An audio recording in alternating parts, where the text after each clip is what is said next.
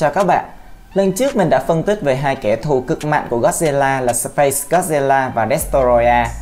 Lần này mình sẽ tiếp tục phân tích một đối thủ khác cũng rất thú vị của Godzilla nhé.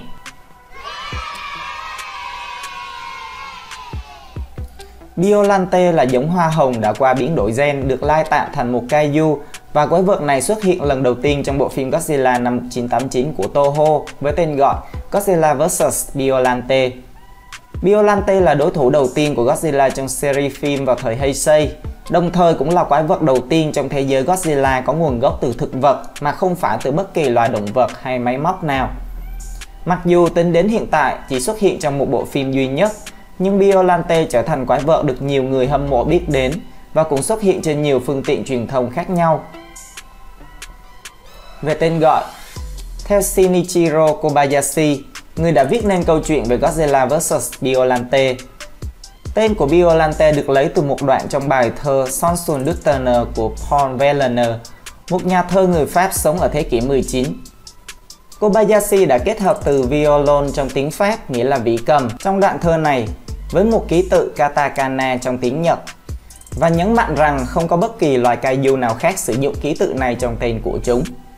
Trong bối cảnh của phim Godzilla vs Biollante, tiến sĩ Shiragami là người đã đặt cái tên Biollante cho loài quái vật đặc biệt này khi ông ta thấy nó xuất hiện, và ông nói rằng đây là tên của một vị thần rừng trong thần thoại Bắc Âu.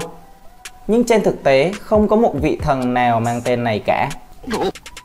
Mặc dù có rất nhiều thần linh cai quản tự nhiên tồn tại trong thần thoại Bắc Âu và hầu hết tất cả đều là nữ. Về nguồn gốc, Biollante là sự kết hợp từ tổ hợp gen của bộ ba hoàn cảnh, đó là Godzilla, hoa hồng và con người, do tiến sĩ Genshiro Shiragami tạo ra. Các bạn biết đấy, hầu hết quái vật đều do những thí nghiệm ngu ngốc của con người tạo ra.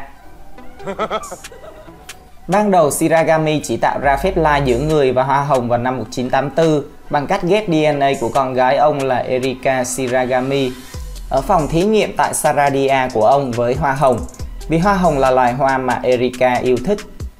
Cô là nạn nhân trong một vụ đánh bom thực hiện bởi tổ chức phản diện Biomajor. Về sau, người ta cho rằng kết quả của phép lai là loài thực vật này đã phát triển khả năng tri giác đến mức chỉ những người có khả năng của một nhà ngoại cảm như Miki Saegusa mới có thể phát hiện ra. Vào năm 1990, núi lửa Mihara phun trào, tạo ra một trận động đất lớn làm một số cây hoa hồng bị chết. Các mẫu DNA của Godzilla được thu thập vào năm 1984 do lực lượng phòng vệ Nhật Bản mang đến để nhờ Shiragami giúp họ tạo ra vi khuẩn chống năng lượng hạt nhân. Vì quá hoảng sợ, Shiragami đã ghép các mẫu DNA của Godzilla với một bông hồng để nó có thể dùng khả năng tự phục hồi của Godzilla và trở nên bất tử. Sự dung hợp này cuối cùng đã làm tăng khả năng phát triển tri giác của loài thực vật và mang đến cho nó khả năng tự di chuyển. Loài thực vật này tiếp tục phát triển và sớm trở thành quái vật Biollante. Trong phim Godzilla vs Biollante, Biollante đã tấn công một nhóm khủng bố đột nhập vào phòng thí nghiệm của tiến sĩ Shiragami trên bờ hồ Ashi và sau đó quay trở lại hồ để tiếp tục phát triển. Tiếng khóc thảm thiết của Biollante đã kéo Godzilla xuống hồ. Nó đã chiến đấu với Godzilla trong hình dạng bông hồng nhưng nhanh chóng bị Godzilla đánh bại. Biollante dường như đã chết, nhưng một sự thật được tiết lộ rằng loài quái vật này sẽ bất tử khi nó phân tách thành các bào tử năng lượng và trôi đi. Sau đó Biollante biến thành hình dạng cuối cùng trông rất giống Godzilla và quay trở lại để chiến đấu với Big Tree một lần nữa. Nó có lợi thế hơn một chút khi ở trạng thái này và cuối cùng đã chiến đấu cân sức với Godzilla. Tuy nhiên Biollante vẫn bị thương nặng khi Godzilla dùng hơi thở nguyên tử bắn thẳng vào miệng của nó và thua cuộc, buộc nó phải rút lui.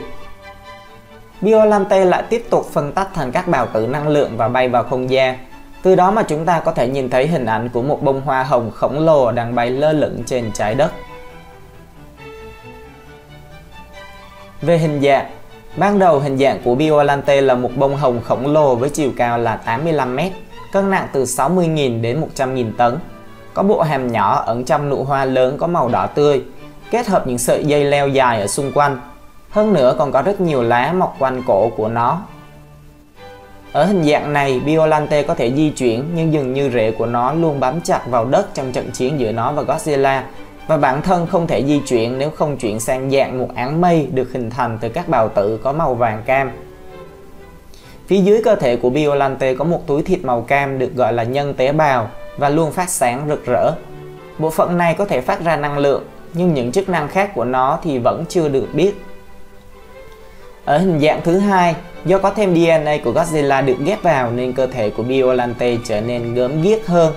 Trong hình dạng này, Biollante cao khoảng 120 m, nặng đến 200.000 tấn và phần đầu của nó tương tự như cá sấu hoặc của loài Mosasaur. Bên trong miệng của nó không có lưỡi nhưng mọc vô số những răng sắc như dao ở hàm. Ngoài ra, Biollante có 6 chiếc ngà lớn nhô ra ngoài và ở mỗi bên miệng sẽ có 3 chiếc. Các dây leo và xúc tua là đặc trưng cho cả hai hình dạng của Biollante. Một số dây leo của Biollante có đầu nhọn giống như một thanh giáo, trong khi một số khác có miệng nhỏ hơn nhưng có răng vô cùng sắc nhọn. Khi chạy, Biollante sử dụng 4 chiếc tua chính của mình để lao về phía trước giúp nó tăng tốc độ. Dường như có thể nhìn thấy một túi thịt nằm bên dưới những sợi dây leo và các mô thực vật chằng chịt trên ngực của Biollante. Phần thịt này có màu vàng và cam đỏ với nhiều nếp nhăn và đường kẻ giống như bộ não. Về tính cách, Biollante mang ý thức của Erika, người con gái đã khuất của tiến sĩ Shiragami. Ông thực hiện việc ghép DNA của con gái mình vào hoa hồng và tạo nên Biollante như hiện tại, vì ông muốn lưu giữ linh hồn của cô con gái yêu quý. Theo nhà ngoại cảm Miki Saegusa, Biollante đang sợ hãi vì trạng thái hiện tại của mình sau khi bám rễ ở hồ Ashi và nó bắt đầu kêu khóc với bất cứ ai có thể nghe thấy tiếng của mình. Miki đưa ra thêm một nhận định rằng Biollante đang gọi riêng nhân vật Asuka Okochi, một người bạn của Erika lúc còn sống. Cuối cùng, những tiếng khóc thảm thiết của Biollante đã đến tai của ông bụt Godzilla. Mặc dù không rõ liệu Biollante có cố ý gọi Godzilla hay không, gọi ai không gọi, lại gọi vua của các quái vật thì chỉ có toan. Một thời gian sau, Miki cho biết ý thức của Erika đã bị một phần ý thức từ mẫu DNA của Godzilla ghép vào cơ thể Biollante khống chế. Nghĩa là sinh vật này hiện tại không khác gì một con quái vật hung bạo, là sản phẩm của phép lai giữa Godzilla với một loài thực vật. Điều này đã được thể hiện rõ trong cảnh một trong những dây leo của Biollante phá hủy cả bến tàu, nơi mà tiến sĩ Shiragami và một số phóng viên đang đứng trong trận đấu giữa nó với Godzilla. Khi Biollante phân tách thành các bào tử năng lượng để rút lui, Miki một lần nữa có thể nghe thấy ý thức của Erika bên trong con quái vật. Miki cảm nhận được rằng Biollante đã nói cảm ơn với những người đang đứng quan sát ở đó. Các năng lực. Về thể lực, ở hình dạng cuối cùng, Biollante có thể xuyên thủng da và bàn tay của Godzilla cũng như kéo cơ thể Godzilla về phía mình. Và tương tự như vậy, ở hình dạng là một bông hoa hồng khổng lồ, nó cũng có thể kéo lê Godzilla như thế. Hơn nữa, Biollante có thể khống chế Godzilla bằng dây leo của mình và gây ra những chấn động lớn bằng cách di chuyển ra xung quanh. Ngoài ra, Biollante cũng đủ mạnh mẽ để nhấc các tòa nhà, thậm chí là cả các kaiju khác lên và ném vào trong hàm của nó. Khả năng di chuyển nhanh nhẹn. Mặc dù mang cơ thể của thực vật và ngoại hình trông khá đồ sộ, nhưng Biollante có khả năng di chuyển trên mặt đất rất nhanh bằng cách sử dụng 4 chiếc tua chính như đôi chân của mình để bản thân có thể tiến về phía trước. Khả năng tái sinh. Do sở hữu một số tế bào của Godzilla nên Biollante có thể tái sinh và chữa lành vết thương. Các bộ phận đã bị cắt rời của nó cũng có thể tái sinh thành những bộ phận mới. Như tiến sĩ Shiragami từng nói rằng, khả năng này là điều khiến Biollante trở nên bất tử. Nhựa cây chứa axit ăn mòn. Ở dạng cuối cùng, Biollante vẫn có tất cả những khả năng vốn có của mình, nhưng nó được bổ sung thêm một khả năng khác, đó là phun ra một lượng nhựa cây có chứa axit ăn mòn từ miệng của nó. Đây là một loại bức xạ có thể nhìn thấy rõ ở dạng bào tử năng lượng có màu da cam ở bên trong nhựa cây. Biollante đã kết hợp những vật thể lấp lánh bên trong đầu của nó để tạo ra loại nhựa cây này. Khả năng đào hang. Biollante có thể ấn bản thân hoặc các dây leo của mình nằm sâu dưới mặt đất và đào hang với tốc độ kinh ngạc. Những chiếc tua. Sử dụng mộc độ chi thuật. Biollante có thể co thắt và quấn lấy kẻ thù bằng những chiếc tua và dây leo ở miệng của mình. Mỗi chiếc tua đều có thể phun ra nhựa cây có khả năng ăn mòn cao và có thể làm mù đối thủ. Một số chiếc tua ở dạng cuối cùng của nó giống như những ngọn giáo và có khả năng xuyên thủng da thịt của Godzilla tương đối dễ dàng, và thậm chí còn có thể đâm vào tay của Big Tree. Ngoài ra, Biollante cũng có thể sử dụng những chiếc tua của mình để phòng thủ. Khả năng tồn tại ở dạng bào tử. Biollante cũng có thể phân tách thành một áng mây được tạo thành từ các bào tử khi nó bị thương nặng và trôi lơ lửng trong không khí. Với việc sử dụng kỹ thuật này, Biollante có thể sống sót sau 2 trận đấu với Godzilla.